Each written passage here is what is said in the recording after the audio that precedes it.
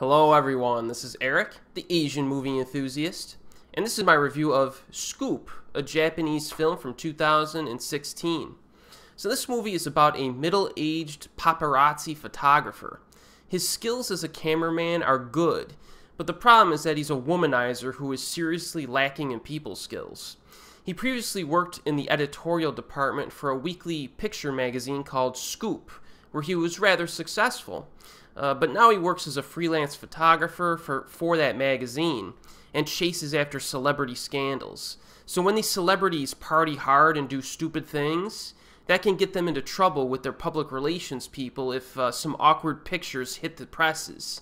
And those kind of scandalous pictures are what the public is willing to pay for. So that's this guy's line of work. And one night, a rookie reporter is assigned to him, so he takes her under his wing and they explore a number of scandal targets. So this movie starts out with a bang, I think, an extremely stylish opening sequence that kind of sets the mood. Scoop is primarily set at night, which adds some atmosphere when those city lights are showcased. I really like it when films are set at nighttime. For example, Michael Mann's Collateral from 2004 is a great film that immediately comes to mind. The direction and camera work in Scoop is really good. It's very good here. This is the same guy who directed Bakuman from 2015, which is one of my favorite Japanese films from that year. His name is Hitoshi One, and I look forward to seeing what he comes out with next. If they weren't good enough, the score and the music are very impressive too. It's very rhythmic and energetic stuff. I enjoyed it.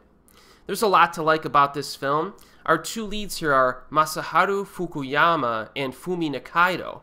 Now, Fukuyama is still fresh off of his fantastic performance in Hirokazu Koreeda's film Like Father, Like Son from 2013. He does not appear in many projects, with only a handful of films and television appearances over the past 20 years. So he seems to be fairly selective over his roles, and he definitely chose another very interesting role in Scoop. You know, we'll get to his character specifically in a minute, but in terms of his acting, he's excellent. He makes a conceptually unlikable character very likable. Nikaido is most popular internationally for a role in Why Don't You Play in Hell in 2013, but she's been very good in some other films like Himizu from 2011 and My Man from 2014. She has a certain edginess and sexiness to her performances, which kind of distinguishes her from some of the other popular Japanese actresses, and I like that. And I also must point out the supporting actress in Scoop, Yo Yoshida. She plays the lead editor of that magazine, I believe, and I thought she was great in this. I looked at her filmography, and I have not seen her in basically anything else. That needs to change, obviously, so I need to seek out more of her stuff because that woman can act. Now, another thing I enjoyed about Scoop is the story. This is one of those kind of free-flowing stories that naturally evolves. So going into this movie, what would you expect, given the plot synopsis? I expected our protagonist to tail a celebrity in the hopes of catching them in a compromising situation, but they unexpectedly witness a murder and have to go on the run from the bad guys for the rest of the runtime. You know, that's what I expected. It does not happen in this movie. There are some dangerous situations that arise, but the structure of the story allows our protagonist to go from one celebrity scandal to the next, and I greatly appreciated that decision by the scriptwriters because it allows for some unpredictability, and it also helps to maximize pacing. This film moves fairly briskly. And this is essentially a drama with a dose of comedy, a good dose of comedy in it. There's a lot of funny moments in this, and it moves really fast. So I found it to be very purely entertaining. Humor is also very effective, in my opinion. So let's get to the characterization of Fukuyama's character, which has drawn a little bit of criticism online from some of the critics who either didn't like the movie or had some flaws with it. Now, as I mentioned before, he's a womanizer. But the problem is that he womanizes at work, which leads to situations where he says inappropriate things to Nikaido's character. Now, I've read a few negative reviews that were offended by the portrayal of this relationship between these characters and seemed to base their entire review around that. So to that I would say, yes, our protagonist is inappropriate and rather vulgar. And yes, the interaction between our leads is not exactly professional, but that's kind of the whole point of the movie. So our protagonist chose a profession that requires them to do things that could destroy celebrity lives. And that's not all. Since this is a ends justify the means kind of business, sometimes they need to do some dishonest things to acquire those scandalous pictures.